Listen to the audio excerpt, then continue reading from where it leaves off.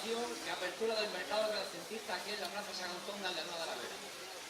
En nuestra celebración de la 26ª Ruta del Emperador, fiesta de interés turístico regional del itinerario cultural de Europeo, en honor a nuestro ilustre personaje, el emperador Carlos V. Es motivo de orgullo para los pencones celebrar las raíces de nuestro gentilicio, procedente de la delicadeza y el buen trato de los vecinos de Aldeanueva de la Vera con el emperador en su último viaje. Debo recordar que este interés corresponde a una realidad histórica. Somos pencones, los del penco de Villa. En breves instantes tendrá lugar el pasacalle a caballo del séquito del emperador, anunciando el traslado de su majestad para mañana día 1 de febrero. Después podrán disfrutar del espectáculo Fuego Fausto y hasta entonces podrán deleitarse con nuestro grupo local Las Nogaleas.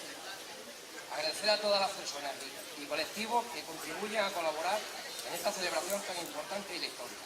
Que paséis buena tarde y una feliz ruta mañana.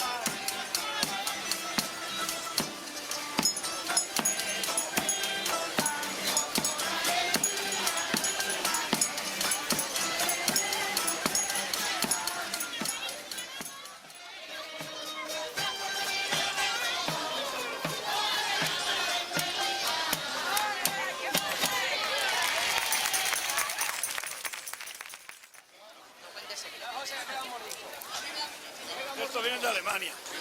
Alemania viene. Yo qué sé. Da una vuelta. Ven, Mateo.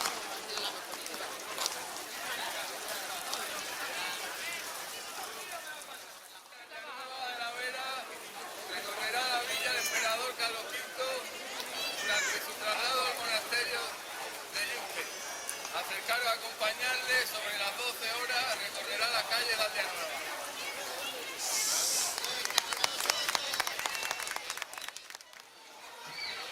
Sí, sí, sí. Sí.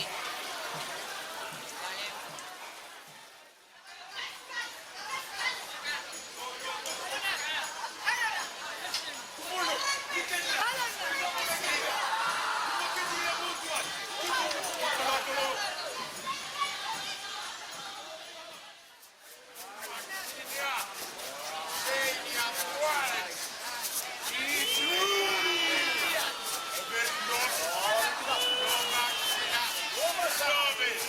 Come Raquel.